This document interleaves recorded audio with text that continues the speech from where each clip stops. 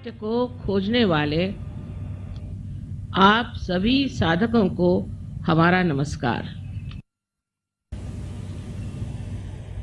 हम अंदर से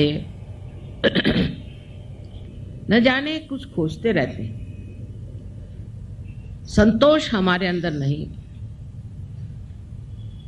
और कोई भी चीज बर्दाश्त करने की हमारे अंदर शक्ति नहीं है। सो ये जान लेना चाहिए कि हमारे अंदर ये असंतोष, ये तकलीफें, ये परेशानियां, चिंता, ये क्यों है? इसका कारण हमारा मन है। और ये जो मन जिसे हम कहते हैं, ये हमने ही बनाई हुई एक संस्था है। ये संस्था हमने दो प्रतिक्रियाओं से बनाई है। एक तो हमारे अंदर जब अहंकार हो जाता है तो उस अहंकार के कारण हम प्रतिक्रिया करते हैं। कोई हमारा अपमान करे या किसी पर हमें गुस्सा हो या हम किसी को नाश करना चाहें, इस सब चीज़ों से एक हमारे अंदर विचारों का बड़ा भारी तूफान उठ जाता है और उसी के बुलबुले तैयार हो जाते हैं। और दूसरी तरफ हमारी प्रतिक्रिया होती है वो हमारे संस्कारों से। सुसंस्कार कम है, कुसंस्कार ज्यादा। उन संस्कारों के कारण भी हमारे अंदर प्रतिक्रिया स्वरूप अनेक विचार इकट्ठे हो जाते हैं और ये सारे विचार इकट्ठे होकर एक मन नाम की संस्था हमारे अंदर बना देती है और उसी के सहारे हम चलते हैं, उसी की हम गुलामी करते हैं। जिस प्रकार अब हमने घड़ी बनाई और हम घड़ी की गुलामी करते हैं। हम घड़ी की गुलामी करते हैं और उस गुलामी के सहारे हम बंधे चले जाते हैं। हमने कंप्यूटर बनाया, अब उसकी गुलामी करते हैं। इसी प्रकार हमने ये मन बनाया है और इसी की हम गुलामी करते हैं। अब इस गुलामी में हम समझ नहीं पाते कि जो असलियत है, जो वास्तविकता है, जो रियलिटी है, उससे हम दूर रह जाते हैं। इसी तरह से इस मन से परे जाना चाहिए। जब तक हम इस मन से परे नहीं जाएंगे तब तक हमारे अंदर, मन के अंदर किसी भी प्रकार की शांति प्रस्थापित नहीं हो सकती। और उसके लिए परमपिता परमेश्वर ने हमारे अंदर एक कुंडलिनी नाम की शक्ति रखी है, जिसकी जागृति से हम उस मन को लांग कर और चारों तरफ व्यापी हुई इस परमात्मा की शक्ति से एकाकारिता प्राप्त कर सकते हैं। अब जैसे हर एक चीज का मार्केट होता है, उसी तरह कुंडलिनी का भी मार्केट हर जगह या इसका आप मार्केट नहीं कर सकते। ये एक जीवंत क्रिया है, इसे आप बेच नहीं सकते। जैसे जमीन में एक बीज लगाने से वो अपने आप स्फुरित होता है, उसी प्रकार आपके अंदर बसी हुई कुंडलिनी भी अंकुरित होती है अपने आप सहज। उसके लिए कुछ करना नहीं होता। उसके लिए पैसा तो छोड़िए, कोई व्यर्थ का सायास भी नहीं करना पड़ता। घर छोड़ो, संन्यास लो, फलाना करो, ढिकाना करो, तपस्या करो आदि कोई चीज करने की जरूरत नहीं, क्योंकि इस कलयुग में किसी के पास इतना समय भी नहीं। और दूसरी बात यह है कि ये सब चीज आप कर चुके पिछले जन्म में, अब इस जन्म में आपको पाने का, और ये पाने के लिए आप यहाँ आए हैं और ये पाना बहुत ही सहज और सुलभ है। पहले तो जब ये कुंडलिनी जागृत होती है तो आपके हाथ से चैतन्य की लहरियां बहने लगती है, तो चारों तरफ फैली हुई जो शक्ति है जिसको आज तक आप सुनते आए हैं, वो शक्ति आपके अंदर से बहने लगती है और आपको ये महसूस होती है, आपको प्रतीत होता है कि ये कुंडलिनी की शक्ति जागृत हो गई है और हमारे हाथ से बह रही है। और जब ये शक्ति आपके हाथ से बहने लगती है तो आप वास्तविक में शक्तिशाली होते हैं। कोई पैसे से या मगरूरी से शक्तिशाली नहीं होता। शक्तिशाली होता है ये अंदर की शक्ति से, और ये अंदर की शक्ति जब तक हमारे अंदर जागृत नहीं होगी, हम कभी शक्तिशाली समर्थ नहीं हो सकते। अब ये शक्ति आप सबके अंदर है और इस शक्ति का लाभ उठाना यह आपका आज का परम कर्तव्य है। अगर आपने इसका लाभ नहीं उठाया तो इसका जो कुछ भी मूलभूत सवाल होगा वो ये कि क्यों नहीं उठाया आपने, क्योंकि ये आवश्यक है। हर एक धर्म में बताया है कि तुम्हारा फिर से जन्म होना चाहिए। वो जन्म जिसे हम पुनरुज्जीवन कहते हैं, जिसे हम आत्म साक्षात्कार कहते हैं, उसे प्राप्त करना चाहिए। पर उसे लोग अगर सोचे कि काली विद्या से प्राप्त करें तो वो बड़ी गलत फहमी में है। उल्टे काली विद्या में जाने से बहुत नुकसान होते हैं, बहुत तकलीफें हो जाती हैं, इससे कोई फायदा नहीं होता। उल्टे आपके पैसे चले जाते हैं और आपको कोई न कोई बीमारियां लग जाती हैं। बहुत जरूरी है कि आप इस आत्म साक्षात्कार को प्राप्त करें। इसके प्रकाश में आपको पूर्ण शांति प्राप्त होगी। इतना ही नहीं, लेकिन इसके प्रकाश में आपको केवल सत्य जो है, एब्सोल्यूट ट्रूथ जो है, वो पता होगा। आपके उंगलियों पर आप जान सकें। सहयोग से हजारों लोगों की तंदुरुस्ती ठीक हो गई, बहुत सारी बीमारियां भाग खड़ी हुई, कैंसर जैसी बीमारी लोगों की ठीक हुई। उसमें कोई पैसा देने का नहीं, किसी डॉक्टर के पास जाने का नहीं, आप अपनी ही शक्ति से इसे ठीक कर सकते हैं। इसको दूसरे के पास जाने की जरूरत नहीं, कुछ करने की जरूरत नहीं। और जब इतना आसान है तो इसे क्यों न प्राप्त करें।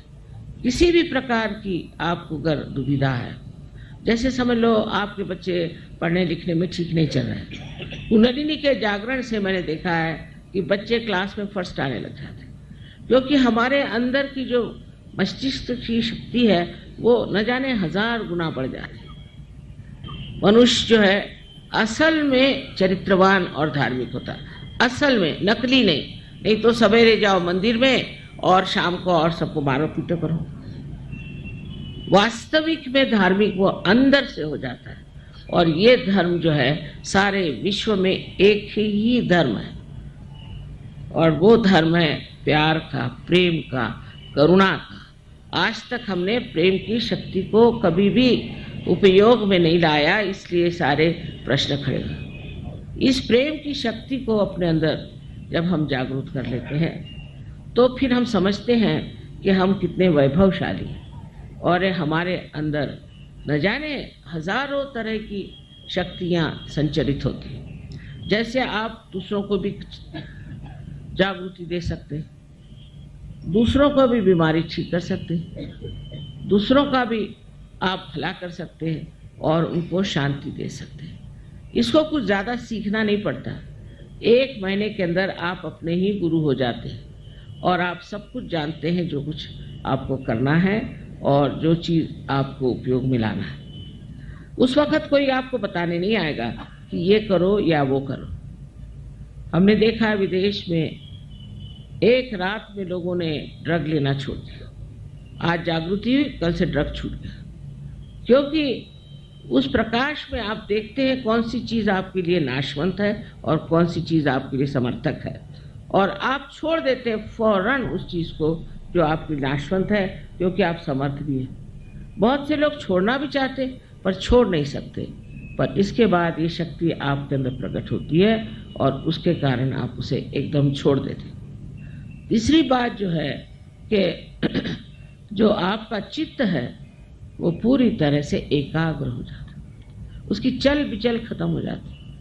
एक तो आप शांति में जाकर बैठ जाते हैं और शांति में आप एक साक्षी स्वरूप होकर सारे संसार की और एक नाटक की दृष्टि से, जैसे कोई नाटक हो रहा है और ये नाटक देखने में आप समझ सकते हैं कि इसकी क्या गलतियां हैं, क्या अच्छाइयां हैं। आपके अपने स्वयं जीवन के जो प्रश्न हैं उसको भी आप बहुत आसानी से हल कर सकते हैं, क्योंकि आप उन प्रश्नों से बाहर निकल आए। इस प्रकार अनेक विध इसके लाभ हैं, क्योंकि आप एक महान ऊंचे दर्जे के इंसान हो जाते हैं और ये परिवर्तन होना जरूरी है।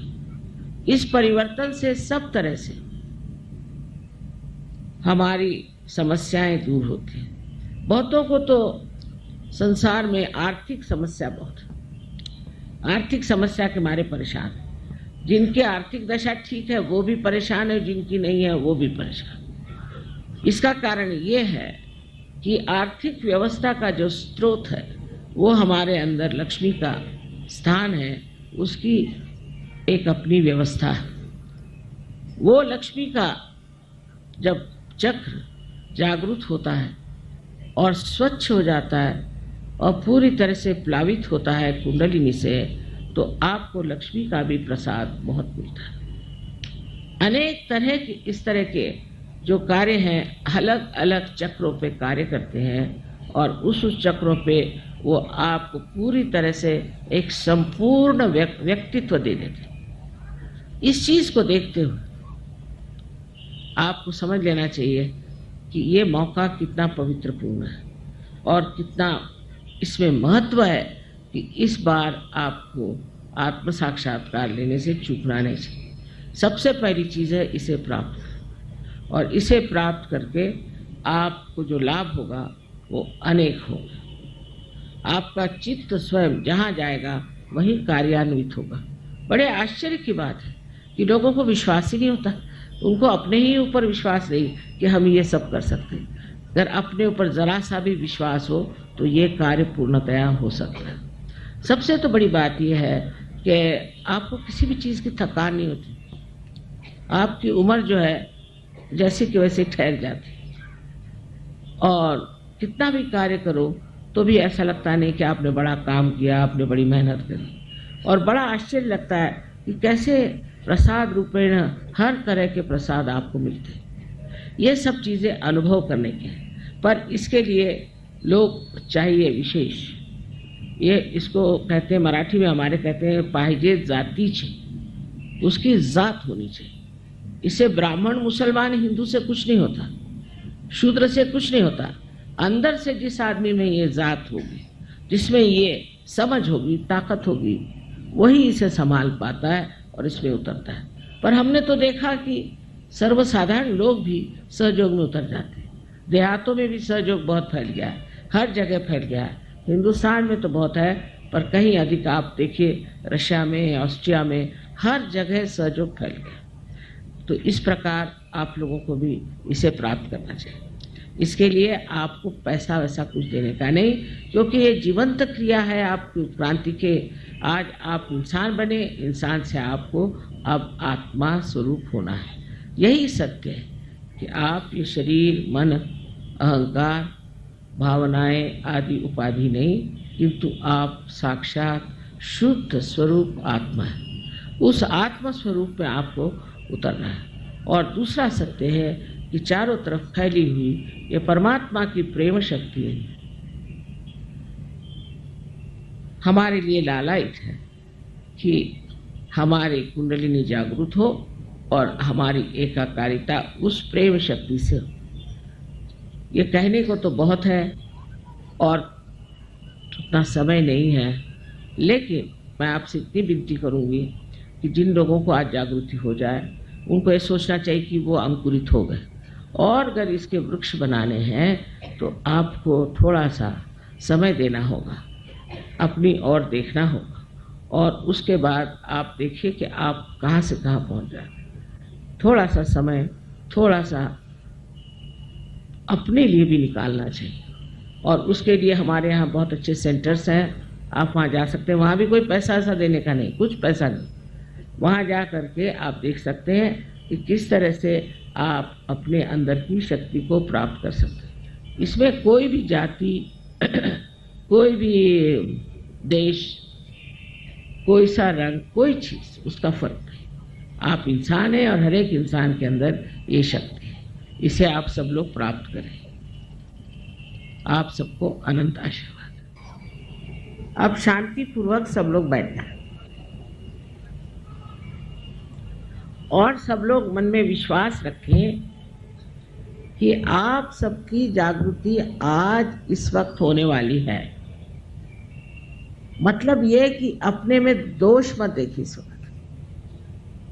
कोई लोग सोचने लगते हैं मेरी कैसी जागृत होगी, मैंने ये पाप किया, मैंने वो पाप किया, और बताने वाले भी बताते रहते हैं कि तुमने ये पूर्व जन्म में कर्म करे, वो पूर्व जन्म में कर्म करे, उसके लिए इतना पैसा दो। ऐसी बेकार बकवास करते हैं लोग।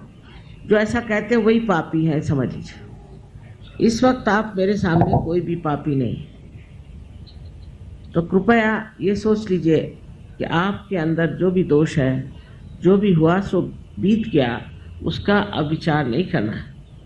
इस वक्त आप शांतिपूर्वक यही सोचिए कि मैं बिल्कुल दोषी नहीं। ऐसा सोचने से ये चक्र पकड़ता है। जब आप सोचते हैं कि आपके अंदर दोष है तो यहाँ पे ये चक्र पकड़ता है। इससे अनेक बीमारियां हो जाती, जिसे अंग्रेजी में स्पॉन्डिलाइटिस कहते हैं, अनजाना कहते हैं, और तरह तरह के प्रकार इस एक चक्र के पकड़ने से होते हैं। तो हो गया सो बीत गया उस वक्त के, अब तक क्यों आप लेकर बैठे? इस वक्त गलती उस वक्त ठीक करना चाहिए। तो अपने को कृपया माफ कर दीजिए। और दूसरे ये कि सबको आप एक तरह से, पूरी तरह से माफ कर दीजिए। उनके बारे में सोचना भी गलत है, क्योंकि उससे भी सर दर्द होता है। अब ये बात सोचिए कि आप माफ करें या नहीं करें। आप करते क्या है? कुछ तो नहीं करते। क्या करते हैं आप? कुछ नहीं करते। लेकिन जब आप माफ नहीं करते तो अपने को छलते हैं, सताते हैं उन लोगों के लिए जिन्होंने आपको सताया। इसलिए आप पूरे मन से इन सब को माफ कर दीजिए एक साथ। उसमें उनके बारे में सोचने की भी जरूरत है। बाकी आप लोग तो एक बड़े पवित्र देश में रह रहे हैं, तो अपने इस धरती माता की पवित्रता को देखते हुए और उसका अंदाज रखते हुए आप लोग कृपया दोनों हाथ मेरी ओर इस तरह से करें। सब लोग थोड़ा ऊपर इस तरह से, दोनों हाथ इस तरह से, क्योंकि ये जो 5 उंगलियां हैं और 6 और 7 और 5, 6 और 7 ये हमारे चक्रों के संकेत हैं। और डॉक्टरी में इसमें इनको सिंपैथेटिक नर्वस सिस्टम के एंडिंग्स माने जाते हैं। तो आप हाथ इस तरह से रखें। इस तरह से हाथ रखने पर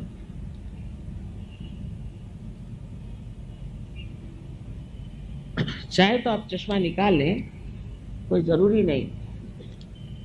अब आप मेरी ओर राइट हैंड रखें इस तरह से और सर झुका लें और ये देखें कि ब्रह्मरंध्र से, जिसे कि हम तालू कहते हैं, जो कि एक स्निग्ध सा हिस्सा हमारे सर में बचपन में होता है, उसके ऊपर अधांध्र अपना लेफ्ट हैंड रखें, सर झुका के देखिए और देखिए कि आप ही के अंदर से कुछ ठंडी या गर्म हवा जैसी चैतन्य की लहरियां आ रही हैं क्या? देखिए, आदि शंकराचार्य ने कहा था इसका वर्णन सलीलम सलीलम, ठंडी ठंडी हवा।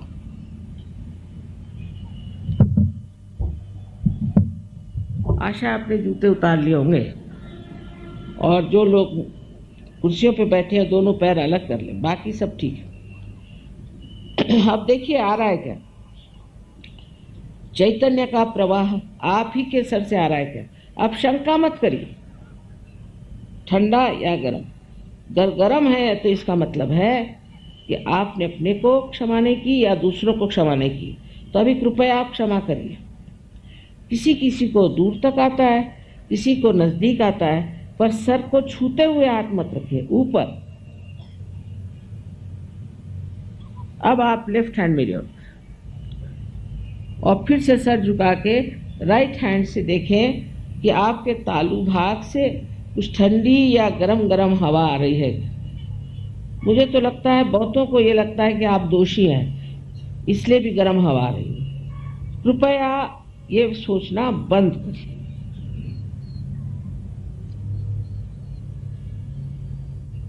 अब एक बार, आखिरी बार, फिर से राइट हैंड मेरी ओर, सब लोग करें और फिर सर झुका के लेफ्ट हैंड से देखें कि ठंडी हवा आ रही है क्या। बहुत से लोग बेकार बातें करते हैं कि कुंडलिनी जागरण से ये होता है, कुछ नहीं होता। आराम मिलता है, तकलीफें जाती हैं, बीमारियां जाती हैं, मानसिक शांति मिलती है, अनेक विध शक्तियां जागृत होती हैं। ये सब इसलिए कहते हैं क्योंकि उनको जागृति आती नहीं है। हाँ, अब आप लोग दोनों हाथ सर की तरफ और एक प्रश्न पूछे, 3 बार एक प्रश्न पूछे कि माँ, क्या ये परम चैतन्य है? क्या ये ब्रह्म चैतन्य है? मुझे माँ कहिए, श्री माता जी कहिए। मन में पूछे 3 बार प्रश्न।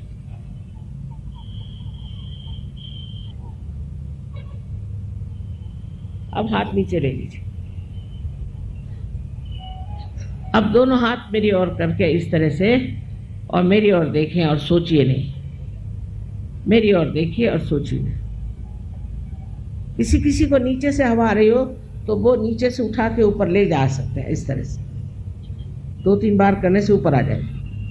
मेरी ओर देखें, विचार से परे, माने विचार न करें, वो कर सकते हैं। इस तरह से आप अपने मन से परे उठते हैं और आपके अंदर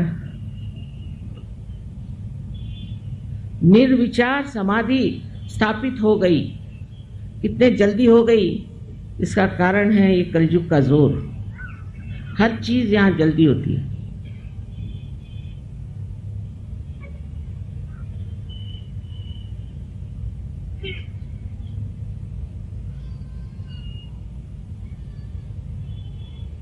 अब देख लीजिए, कोई पेड़ हिल नहीं रहा, कोई फूल हिल नहीं रहा, लेकिन ठंडी हवा आ रही।